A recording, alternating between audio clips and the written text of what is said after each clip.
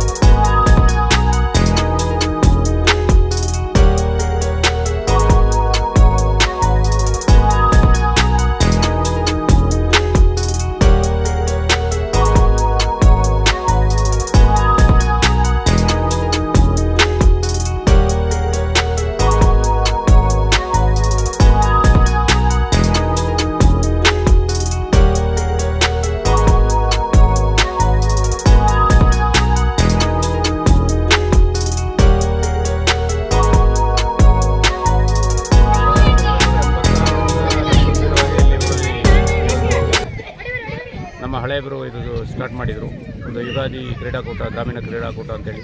ಅದೇನೋ ಕಾರಣಾಂತರಗಳಿಂದ ಒಂದು 5-6 ವರ್ಷ ನಡೆದು ಹಾಗೆಯೇ ಒಂದು 90-95ರಲ್ಲೆಲ್ಲ ಇದು ಏನೋ ನಿಂತೋಯ್ತು.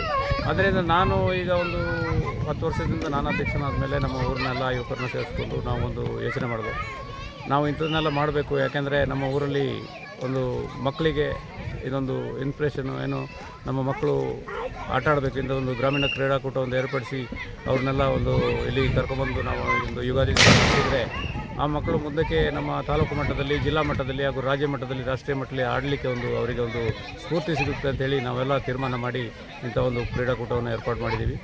ನಾವಿದು ಬರೀ ನೀವು ಕೇಳಿದಾಗೆ ಬರೀ ನಮ್ಮ ಊರಿನವರಿಗೆ ಮಾತ್ರ ಅಂತ ನಾವು ಯೋಚನೆ ಮಾಡಿಲ್ಲ, ನಮ್ಮ ಊರಿನವರಿಗೂ ಹಾಗೂ ಪಕ್ಕದ ಊರಿನವರು ಎಲ್ಲ ಸಾರ್ವಜನಿಕರಿಗೂ ಸೇರಿಸಿ ಇಂಥ ಒಂದು ಗೇಮನ್ನು ಮಾಡ್ತಾಯಿದ್ದೀವಿ. ಅದರಲ್ಲಿ ಸಣ್ಣ ಮಕ್ಕಳಿಂದ ಹಿಡಿದು ಒಂದು LKG UKG ಮಕ್ಕಳಿಂದ ಅದರ ಏಜ್ ಮಾಡಿದ್ದೀವಿ. ಒಂದು PUC ಮಕ್ಕಳು, ಡಿಗ್ರಿ ಮಕ್ಕಳು, ಹಾಗೆಯೇ 40 ವಯಸ್ಸು ಆದವರು ಇರ್ಬೋದು, ಹೆಂಗಸರು ಗಂಡಸರು ಅಂತ ಭೇದ ಭಾವ ಇಲ್ಲದೆ ಎಲ್ಲರಿಗೂ ಸಹ ಒಂದು ಕ್ರೀಡಾಕೂಟವನ್ನು ಏರ್ಪಾಡು ಮಾಡಿದ್ದೀವಿ. ಮಕ್ಕಳಿಗೆ ಅಡ್ಲಾನ್ಸ್ ಇರ್ಬೋದು, ಹಾಗೆ ಹೆಂಗಸರಿಗೆ ಪಾಯ್ಸನ್ ಬಾಲು, ಮತ್ತು ಥ್ರೋಬಾಲ್, ವಾಲಿಬಾಲು, ಮತ್ತು ಭಾರತ ಗುಂಡು ಎಸೆತ, ಮತ್ತು ತೆಂಗಿನಕಾಯಿ ಗುಂಡು ಹೊಡೆಯೋದು, ಇಂಥ ಸ್ಪರ್ಧೆಗಳನ್ನೆಲ್ಲ ಏರ್ಪಾಡು ಮಾಡ್ತಾಯಿದ್ದೀವಿ. ಈ ಸಂದರ್ಭ ಉದ್ದಿನಾಡಂಡ ಗಣೇಶ್, ಪತ್ನಿ ಅಶ್ವಿನಿ, ಪ್ರಮುಖರಾದ ತಮ್ಮಯ್ಯ, ವಿಶ್ವಕುಂಬೂರು, ಗಣೇಶ್ ಮತ್ತಿತರರು ಇದ್ದರು. ಚಿತ್ತಾರ ನ್ಯೂಸ್, ಮಾದಾಪುರ.